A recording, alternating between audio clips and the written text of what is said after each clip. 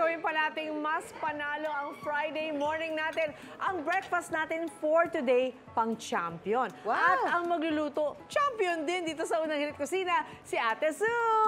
Ay! Ate Sue, ano ba ang breakfast natin for champions? Ay, eto na nga, Lynn. Marami ang natakam sa trending post ng mismong nutritionist ng Pinoy Olympians natin na si Janet Aro. Kasama si Olympic two-time gold medalist Carlos Yulo. Kita mo, oh, ang daming kanin! Wow! At itong lulutuin ko ngayon mula rin mismo sa blog ni Janet. Perfect daw ito sa mga bata, pwedeng pambaon o pang-ulam. Ito ang malunggay burger steak. Oh, burger, the word burger pa lang, Burger. very attractive na eh, no? Oo, Teto Celine, ito yung ground beef ay hahaluan na natin ng sibuyas, siyempre, pampalasa white yan. sibuyas, Tapos napakasarap. bawang, kunti lang ang bawang kasi medyo matapang ang bawang, di ba? Oo. Pagkatapos niya, lagyan natin ng konting salt, Aha. konti lang, baka mapaalat, masama yan Oo. sa health. At konting pepper, kasi baka ayaw ng bata. Pwede din wala Oo. ng pepper yan. Actually, no? Diba? Tapos, ito yung para pang-bind niya, Oo. mag-bind itong ating ground beef. Yan. Anong kailangan May natin? budget tayo dito eh. Oo nga, laking Ano budget. tayo? I love it. Egg. Yun na Ayan. yan. Yan yung egg. Tapos, so, mix natin yan. Mix. Pagkatapos, pwede na nating lagyan ng... Ayan. Yes! Hindi pwedeng mawala ang malunggay. Malunggay. Para healthy talaga. Ang daming nutrients and vitamins actually. Yeah, tapos Oh. so, ito hahaluin natin, magpa-flat lang tayo. Tapos ay pwede na natin itong i-prito. Ayan, Uy. naglagay na ako diyan Ang ng bilis ilang lang pala. piraso.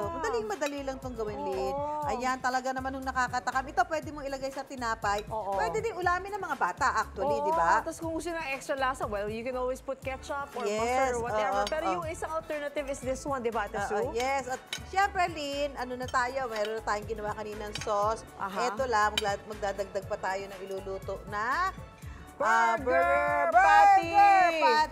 Ayan. Ooh. Ayan. So, ayan. Flatten natin. I-flatten Oo. para mas madali siyang maluto. At, ayan, kita nyo, ayan, binaligtad ko. Ayan diba? na. Ayan. Pero, syempre, para hindi magutom ang ating mga kasama, meron na tayong ni-ready. Dahil si Lee, hinahalo niya yung Pinaka-sauce, mushroom yung sauce. gravy. Oo, the gravy that you Mushroom put on sauce. top of it. That's right.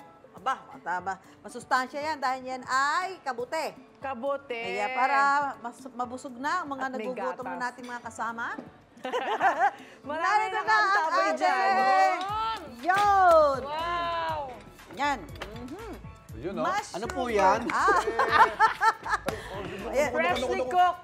Yan. Aba, may slices of apple pa tayo. Ano yan? Ano yan? Mushroom, malunggay, burger steak. Burger Ayan. steak. Dami na. Roy Boy, oh. Kaya yan, tikman na natin. Ayun, Mercado, let's eat!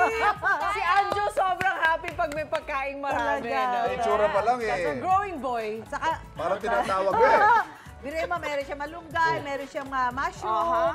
Talagang Beef for napaka-healthy. protein. Yes, Don't oo. leave out Yun. protein. Kailangan niya ng ating katawan. Yes. Lalo na yung mga Very ating mga much. athletic na mga anak. Ang sarap, mami. Sarap! Talaga ba, Anjo? Ayan. That's Ha? good. That's good.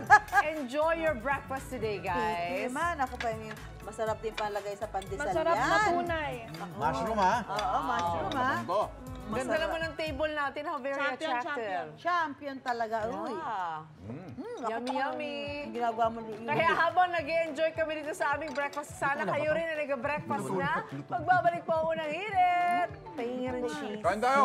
Kain po tayo. cheese yung ano.